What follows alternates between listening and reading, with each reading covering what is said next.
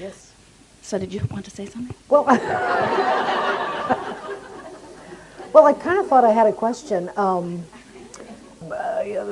got it. Okay, but the health one or this physical challenge. It's like Now wait. over and over and Wait, over. but Yeah, wait. So we did our best Yes. to get you into this place of hearing the perfection of the desire that is within you. Yes. Do you know what an unwanted bodily condition is? It's a freshly hatched, energy-summoning, life-giving desire. Even if it's been going on for a long time. Oh, it's not the same one that's going on. It's another and another and another and Oh, another. it just keeps feeling and looking like and the we're same not one? saying that you cannot. We're not saying that you cannot bring yourself into alignment and let your desire hatch out in different ways. Mm-hmm. We're just saying to you that don't beat up on yourself and feel dissatisfaction about not being able to tame this particular monster, because it never has been a monster. It's a desire that's squirting out in one of the only ways that you will allow it.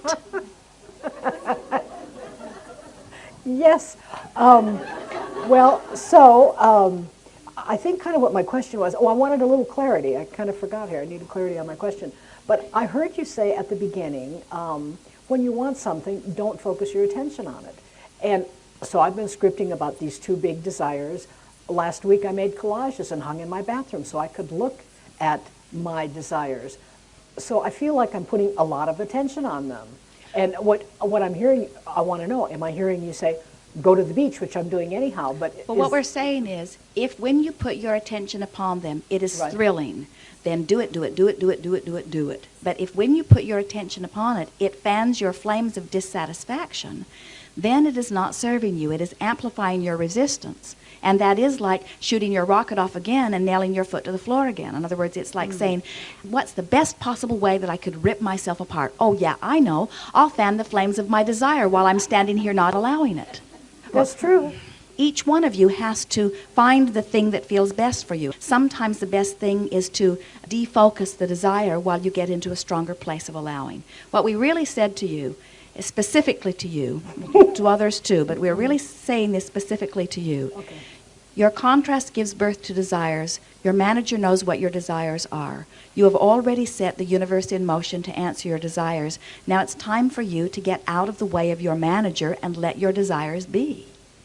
Well, let's put this into a very clear perspective. Okay. Pretend that you work in an office. I do. And there are 9 of you there. Exactly. And you have a very specific responsibility. Yes. And it is important to you that you do a good job. Yes. And you've spent a few years getting really good at what you do. Yes. And now a new person comes to the office. And your boss says to you, this person will be splitting your responsibilities. And your boss takes 5 of your 10 dominant tasks, the 5 that you take the greatest pride in doing, the ones that you get the most strokes from doing, and gives them to this new person and says to you, train her. She is really good. She is the most fast learner that you've ever seen. She picks up on what you tell her so quickly and so effectively and brings to this job all kinds of skills that are all around that. And so in a really short time, she does what you teach her even better than you've ever done it. Great. And your job is soaring and your employer is ecstatic out of his mind.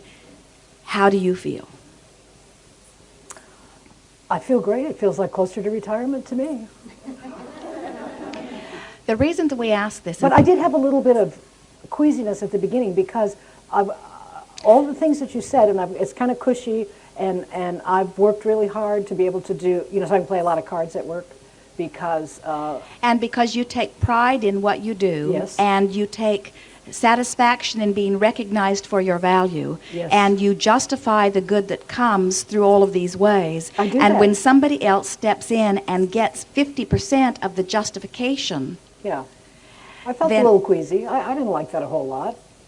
Well, the reason that we offered the story to you is because we were wanting to amplify something that we feel in so many of you, and that is you have an extraordinary urge to justify the well-being that comes to you through your behavior and action. And we wanted to demonstrate that to you by taking some of that justification away and see how it sits with you. Now, it wasn't the best analogy in the world, since you're already chalking that work off as something that you're not really wanting. And yet, But I got it. it applies very well. Yeah. You don't have to explain anything to anyone. You don't have to justify the well-being that comes through any sort of struggle. There is nobody that's being compared to you in any way. All you have to do is purely ask, and the universe will yield to you. But there's something that is happening within so many of you that makes you feel that you must find some point of worthiness in order to deserve the well-being that is coming to you. And we don't think that you will ever find that point of worthiness, because you're looking in the wrong place for it. It isn't about earning, because there is no earning, because well-being is a given. It's about allowing. So we want you to find a way of replacing the feeling or attitude of earning or justifying with a new, fresher, purer feeling of allowing.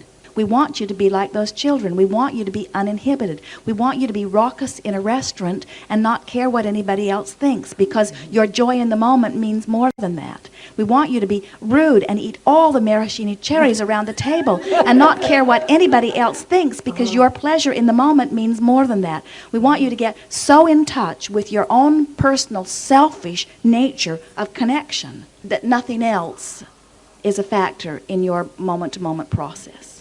You're complete for now? I'm very complete. Thank you so much. One more. Where are you? Right here. Thank you for allowing me to be here today. This is very exciting. I've listened to some of your tapes, and people ask about physical being. And what I'd like to understand is how it feels when you're trying to modify your physical being. I would like to lose some of the girth that I've acquired over the last 10 years. And I understand about thinking positive and the rocket of desire, but I don't understand how I can let it go when multiple times throughout the day I'm faced with the thing that provides me sustenance, but also continues to contribute to the weight that I carry. Well, we want to say to you that it is not about what you are eating. It is about what you are feeling about what you are eating. But even more than that, it is about what you are feeling about how you be.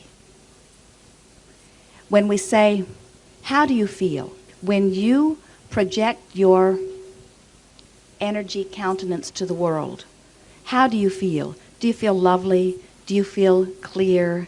Do you feel flexible? Do you feel resilient? Do you feel frivolous? Do you feel lighthearted? Do you feel free?